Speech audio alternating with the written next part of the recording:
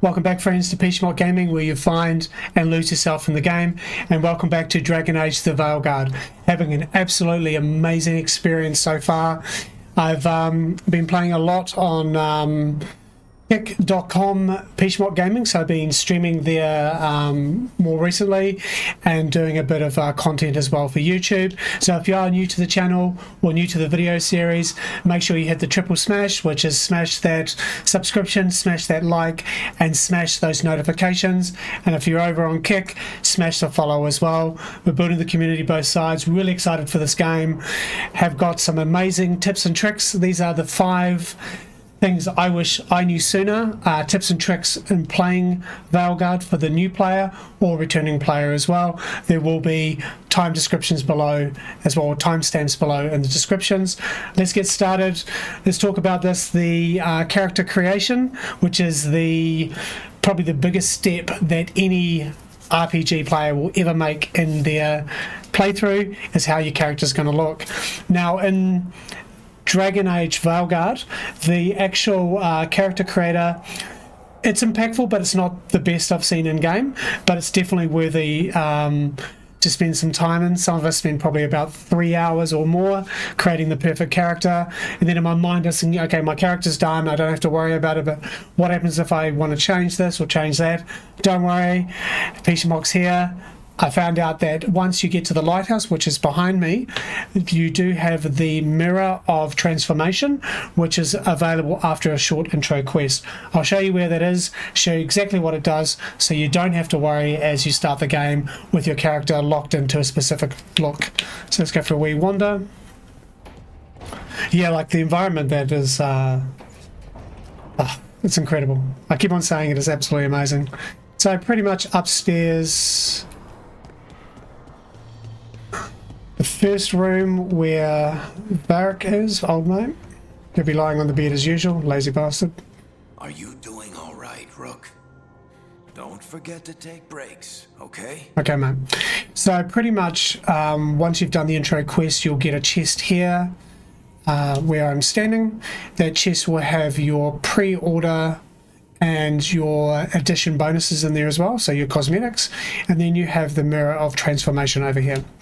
So the mirror itself actually allows you to change everything cosmetically about your character, apart from your lineage, your identity, and your backstory or faction. So those things you cannot change, but everything else you can change. So we all regretted this when we first arrived into game. We spent probably many hours in here. You have all the basic settings again. All there.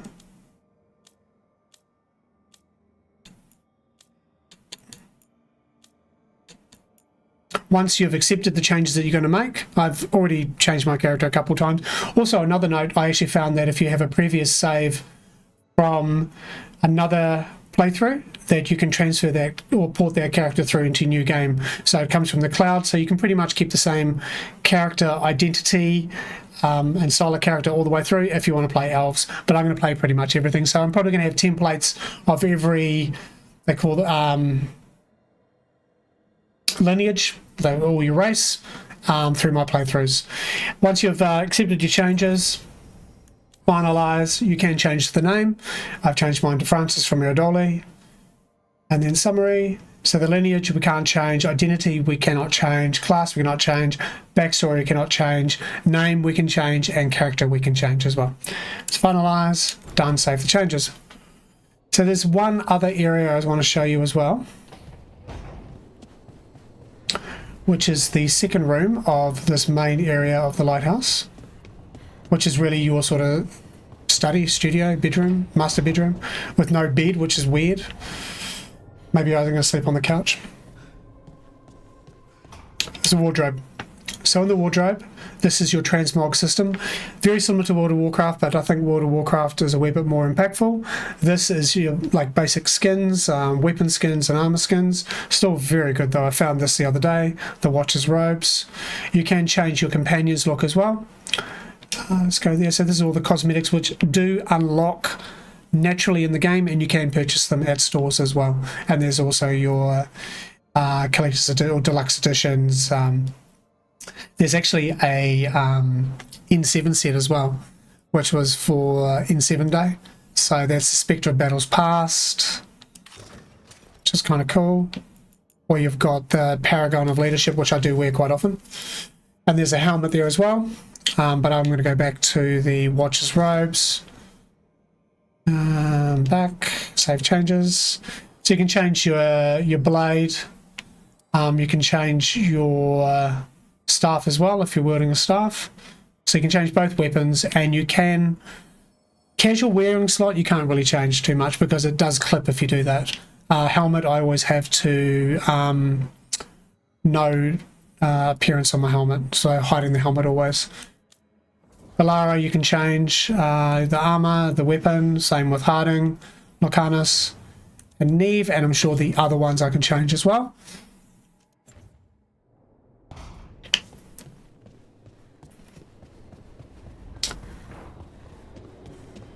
So we'll jump down here. Now, if anyone, please drop a comment below, knows what this room is, let me know. No, don't. It's a spoiler. I think I've unlocked this when I move the pillars, which is actually upstairs in the lighthouse. I don't want to spoil it. You will do it naturally. This was unlocked straight after. I'm not sure if it was part of that or it's for a new companion coming up. I'll find out either way. And on comments, please, drop a comment below on anything we're talking about in this video, tips and tricks, or anything we are talking about in any other videos we do. Talk about the game, talk about how you feel about Dragon Age, the series. There's a lot of people memeing about it. There's a lot of angry people out there, a lot of happy people out there. Talk about it. I mean, people were dropping comments in my last 2 videos, and I do respond to everybody as I care about you guys. I want to talk to you guys. I want to meet you guys. So yeah, drop a comment below. Let's get talking about the game. The more we talk about it, the more we can get over these initial hurdles, because I'm not joking. I initially had one idea. Now my ideas change. I love the game. It's really amazing. Once you start playing the game, it's a lot different. But yeah, again, drop a comment. Let me know.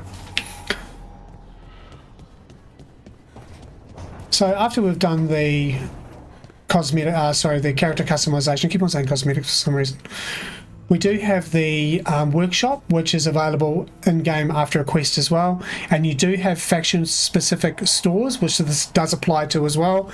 And there's also normal stores as well. But we'll do the workshop, then we'll head over to Elitarian Forest, and we'll look at a faction-specific store as well.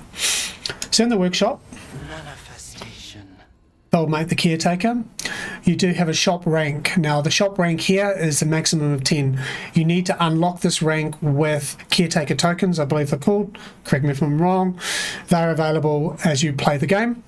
Once you've unlocked each rank, then you can upgrade your equipment through crafting. Now upgrading your equipment through crafting will upgrade it to the shop rank that you're at. So at the moment I can rank this up twice to time-tested trappings +2. Okay, it does obviously cost materials, which you find in game anyway.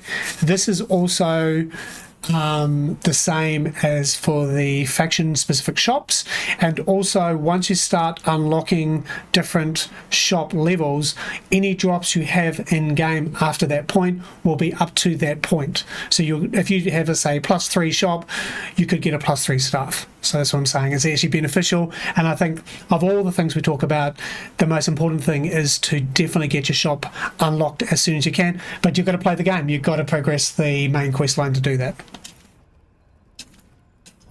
Okay, so I'll leave old mate there. He's always there, he's always running around. Let's go to the map and we'll head over to the forest, and I'll show you Arlathan Forest. I'll show you this new quest available in the area. We're not going to get any quests going. This is Veil Jumpers. I've got very weak faction specific rep with them, but I'm going to show you the shop as well. So any travel, any fast travel, you get to choose 2 companions.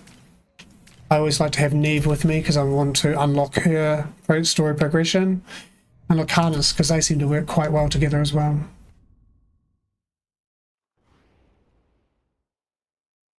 Dun, dun, dun. Yeah, I've had a few DCs as well, to be quite honest, which kind of pissed me off. A few recently tonight as well. I don't know whether it's the game. I know it's not the PC. I know that for a fact. But yeah, not every game's going to be perfect, and we'll talk about that later as well, I'm sure, if we get through this video. So yeah, pretty much, this is your faction-specific shop. From me. Bit standoffish if you ask me. Though maybe it's for the best. Heard some wild stories about her. Witch of the Wild. Okay, so... Looking to inflict some pain? I have what you need. So in the shop itself, to get to the second rank, you need to unlock it with materials and gold, which is the wood and gold, and also Veil Jumper, what we call Veil Jumper rep. To get more rep, you sell your valuables. Can't speak anymore.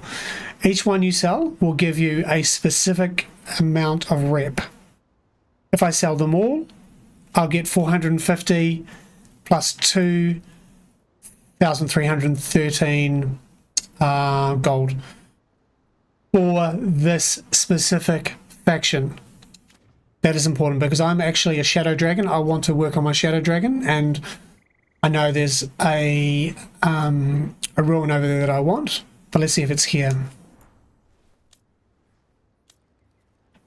Wait, what? Okay, so their ruin is Electrify, which is all your weapon attacks deal electrify damage for 20 seconds. Pretty good. But, oh, that's rank 3. So, Shadow Dragon, because this is not my main faction, on Shadow Dragons, I've got a rank 2 ruin, which actually will give me frost damage. So I'm going to probably go over and get that later on anyway. But yeah, so you get the general gist. So basically unlocking your shop and your workshop to their maximum ranks. So for the shop it's 4, for the workshop it's 10. We'll give you better gear, we'll give you better options of drops and better opportunity to craft, and you can buy more stuff in the shop as well. So we'll have a wee talk about settings as well. So we'll head over, what we'll do, go back to world, go back to crossroads. We'll go through the settings and we'll talk about maybe some questing as well, and then we'll talk about the detonation ability, which is phenomenal, which you must learn.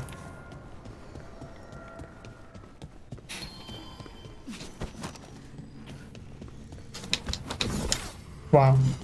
Okay, let's bring up the settings. Learn your controller, Pizmok. Okay, so settings will be different for everybody. Obviously, I have my own settings, so this is what I play with. I'm not going to tell you how to play the game. Whatever works for you, it's your game. So you got display settings, graphics. I've got everything on ultra.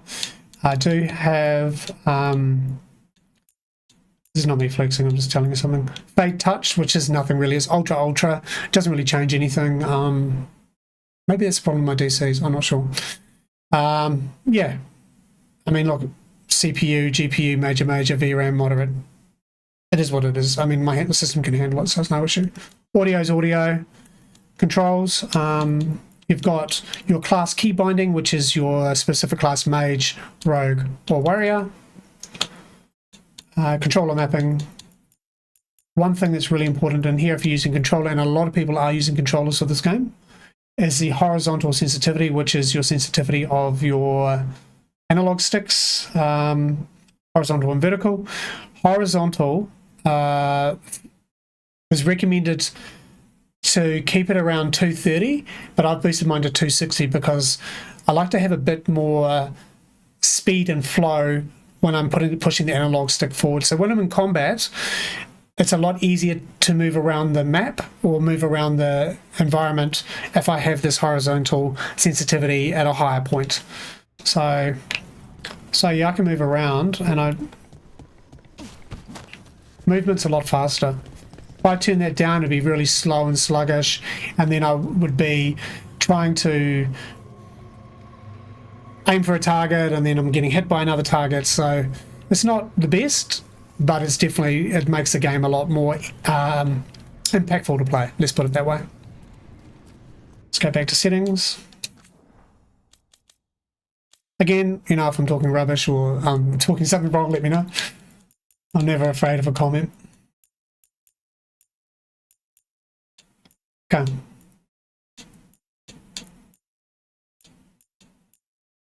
There's heaps of videos out there on this as well. gameplay. So mine's custom, which is actually the adventurer. I've started on storytelling, went to bookkeeper, I found adventure is the sweet spot. Within that, with the advanced combat settings, I have changed the combat timing of the dodge, parry, and perfect defend. In the game, it's a bit janky, so it's recommended to go to forgiving. It does soften it up a bit. It's not easy mode, it just compensates the jankiness of the game. And that's just a thing. So I do recommend combat timing for forgiving. Right. You go down, wayfinding, it's exploring, object glint visibility. I recommend going for the pulse of short, which is a 5 to 10 second pulse, so you can see the objects on screen. Objective marker visibility, again, 5 to 10 seconds, pulse short. I'll show you what that means.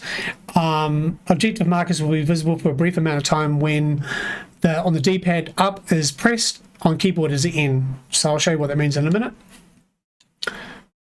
And then interface, HUD, objective tracker visibility again, pulse short.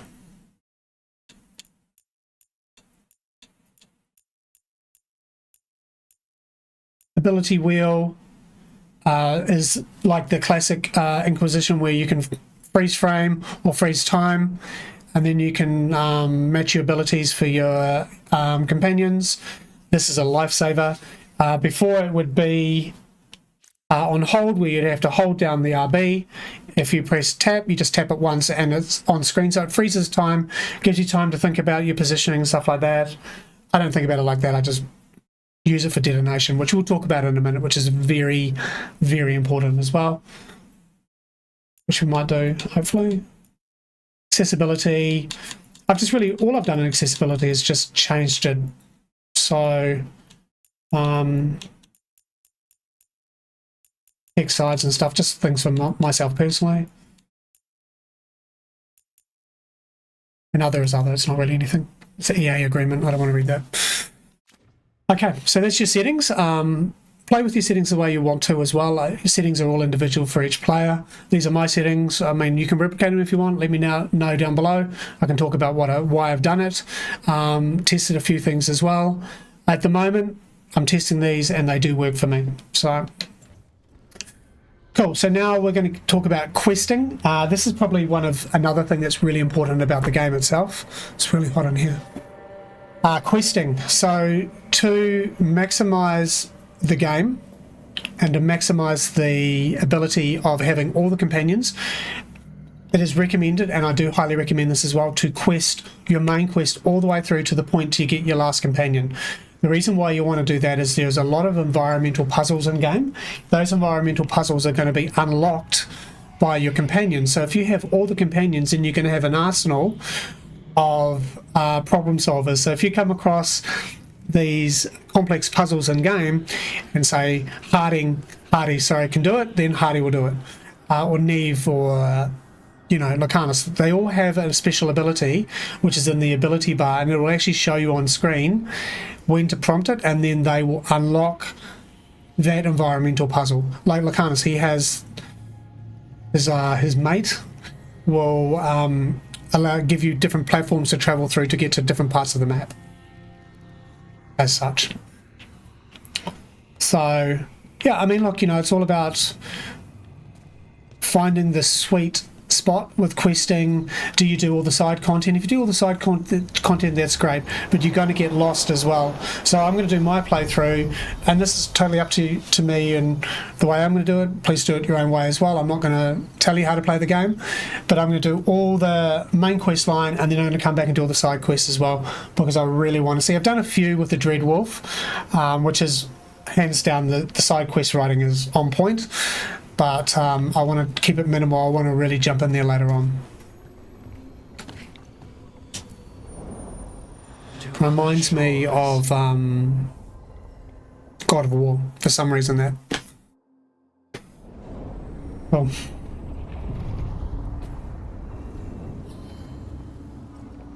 And the last thing I want to talk to you about is the detonation ability, and that's why I've come out to this part of the map.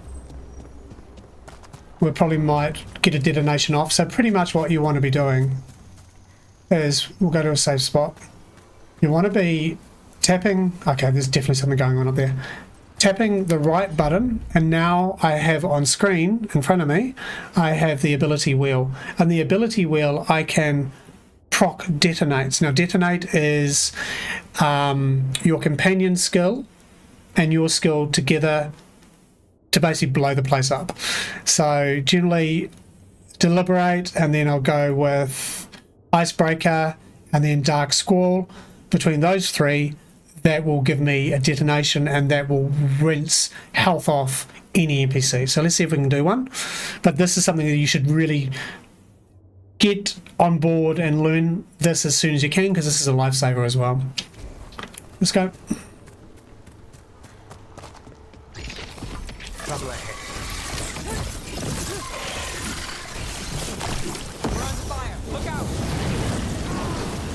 We need to close it. Okay. Let's go.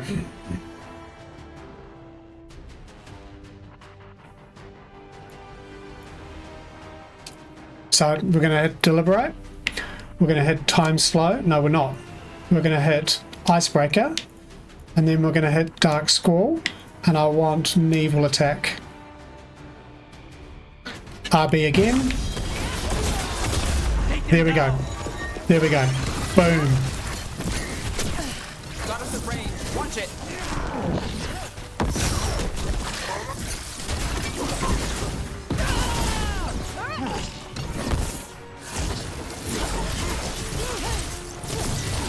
Stay in cover.